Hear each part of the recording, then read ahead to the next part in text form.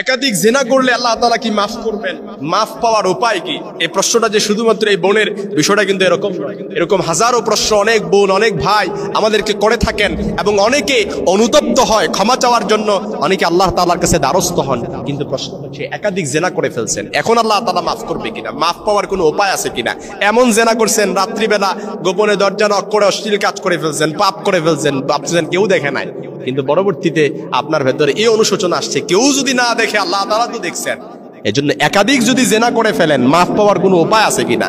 আল্লাহ তাআলা কোরআনুল কারীমে এই জিনার ভয়াবহতা সম্পর্কে যেখানে আল্লাহ তাআলা বলেছেন ওয়ালা তাকরাবুজ জিনা ইন্নাহু কানা ফাহিশাতান ওয়া সাআ সাবিলা, তোমরা জিনার নিকটবর্তী হয়ো না, কারণ এটা অশ্লীল, এটা মন্দ, এটা গর্হিত কাজ, যেখানে আল্লাহ তাআলা নিষেধ করেছেন। এবং আল্লাহ তাআলা বলেছেন আয-যানিয়াতু ওয়াজ-যানি ফাজলিদু কুল্লা ওয়াহিদিম মিনহুমা মিআতা জালদা, জিনাকারীদের শাস্তি হচ্ছে তাদেরকে 100 বেত্রাঘাত করো। অবিবাহিত হলে 100 বেত্রাঘাত দাও, বিবাহিত হলে কোমর সমান পুঁতে তারপর কি করো, পাথর নিক্ষেপ করতে করতে তাকে হত্যা করো।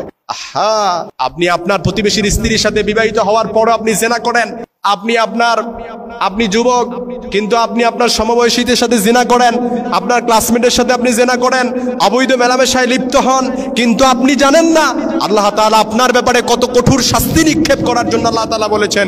এবং দুনিয়াতেই নগদ যে শাস্তি আল্লাহ তাআলা আপনাকে রেখে দিয়েছেন তার চাইতে সবচাইতে কঠিন এবং সবচাইতে সহজ শাস্তি হচ্ছে এই দুনিয়াতে আপনাকে এমন রোগ আপনাকে দিয়ে দেওয়া হবে যে রোগ পৃথিবীবাসী ইতিপূর্বে কেউ দেখে নাই, আপনার বংশের কোনো মানুষ দেখে নাই, এবং এই রোগ আপনাকে এমন ভাবে ছেয়ে ফেলা হবে যেটা পৃথিবীবাসী এই রোগের কোনো ঔষধ তৈরি করতে পারবে না।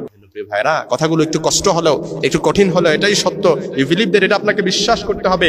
এজন্য কেউ যদি একাধিক জিনা করে ফেলে তার মাফ পাওয়ার অন্যতম উপায় হচ্ছে আল্লাহর দ্বারস্থ হওয়া, গাফিরিজ যামবি ওয়া কাবিলিত তাওব। কোরআনে আল্লাহ তাআলা বলেছেন যে বান্দার সিফাত, বান্দার আদত, বান্দার নেচার হচ্ছে বান্দা গুনাহ করবে। আল্লাহর সিফাত, আল্লাহর আদত হচ্ছে আল্লাহ তাআলা বান্দাকে ক্ষমা করে দেবে। এজন্য কোনো এক মসজিদে আমি দেখেছিলাম যে মসজিদের দেয়ালে লিখা ছিল যে তুমি যদি গুনাহ করতে করতে ক্লান্ত হয়ে যাও আল্লাহর কাছে চলে আসো, কারণ আল্লাহর রহমত কখনো ক্লান্ত হয় না।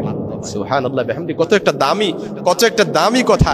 এজন্য আপনি যদি জিনা করতে করতে ক্লান্ত হয়ে যান, সিজদায় লুটিয়ে পড়েন, আল্লাহর কাছে দ্বারস্থ হন, আল্লাহর রহমত ক্লান্ত হয় নাই। আপনি পাপ করতে করতে ক্লান্ত হয়ে গেছেন, আপনি অপরাধ করতে করতে ক্লান্ত হয়ে গেছেন, গুনাহ করতে করতে ক্লান্ত হয়ে গেছেন, আল্লাহর কাছে চলে আসেন, আল্লাহর রহমত কখনো ক্লান্ত হয় নাই। এজন্য প্রিয় ভাই সব, আল্লাহ তাআলা বলেছেন, স্বয়ং আল্লাহ তাআলা নিজেই কোরআনে বলেছেন গাফিরিজ যামবি ওয়া কাবিলিত তাওব। এজন্য আল্লাহ তাআলা যেখানে বলেছেন, এজন্য সালাতুস সিজদা, সালাতুত তাওবা নামাজ পড়েন, তাওবার নামাজ পড়ে গোপনে আল্লাহ তাআলার কাছে কান্নাকাটি করেন, কারণ আপনার গুনাহ আপনি ছাড়া, আল্লাহ ছাড়া আর কেউ জানে না। আপনার অপরাধের কথা আপনিই জানেন, আপনার পাপের মাত্রাতিরিক্ত কতটা ছেয়ে গেছে সেটা আপনি ভালো করে বলতে পারবেন। এই জন্য দুহাত তুলে আল্লাহর কাছে দোয়া করেন, আল্লাহ না বুঝে গুনাহ করে ফেলছি মাফ করে দেন, আল্লাহ অপরাধ করে ফেলছি মাফ করে দেন, আয় আল্লাহ আমার চাইতে পাপিষ্ঠ আসমানের নিচে জমিনের উপরে আর কেউ নাই, আয় আল্লাহ আপনি যদি মাফ না করেন আমরা কার কাছে যাব? আল্লাহর কাছে দোয়া করেন। প্রিয় ভাই, এই কথাগুলো আপনাদের কাছে কষ্ট মনে হতে পারে, এই কথাগুলো কঠিন হয়ে যেতে পারে, কিন্তু এটাই সত্য। জেনা যারা করবে, জেনার সাথে যারা জড়িত থাকবে, জেনার পথে যারা হাঁটবে, তাদের ব্যাপারে যে আল্লাহ তাআলা কতটা কঠোর শাস্তি রেখে দিয়েছেন সেটা আপনি আল্লাহ ছাড়া, সেটা আল্লাহ তাআলা যখন আপনাকে দিবে সেটা আপনি ছাড়া কেউ বলতে পারবেন না। জেনাকারীদের শাস্তি হচ্ছে দুনিয়াতে তাকে ধ্বংস করে দেওয়া হবে, তার ধন সম্পদ সবকিছু দুর্বিষহ করে ফেলা হবে, তার ইনকামের যে বরকত আছে বরকতটা উঠিয়ে নেওয়া হবে, এবং তার উপর এমন ভাবে মহামারী নিক্ষেপ করা হবে, এমন রোগ আল্লাহ তাআলা তাকে রোগবালাইতে আক্রান্ত করবেন যে রোগবালাইগুলো তাকে ধীরে ধীরে মৃত্যুর কোলে ঢলে পড়বে, অর্থাৎ মৃত্যুর কোলে নিয়ে যাবে, এবং কি তার অন্তর থেকে আল্লাহ তাআলা যে শান্তিটা রেখে দিয়েছিলেন এই শান্তিটা উঠিয়ে নেওয়া হবে। দুনিয়াতে শান্তি বলতে কোনো কিছু থাকবে না, এমন ভাবে আল্লাহ তাআলা আপনার অন্তরে অশান্তি ছেয়ে দিবেন যেটা আপনি কল্পনা করতে পারবেন না, যার কারণে এই অশান্তির কারণে আপনার কাছে মনে হবে যে এখনই যদি মৃত্যুবরণ করতে পারতাম তাহলে সবচেয়ে ভালো হতো। আল্লাহ তাআলা আমাদের সকলকে সেই সমাজ দান করুক, এই গোপনে জেনা, গোপনে পাপ থেকে আল্লাহ তাআলা আমাদেরকে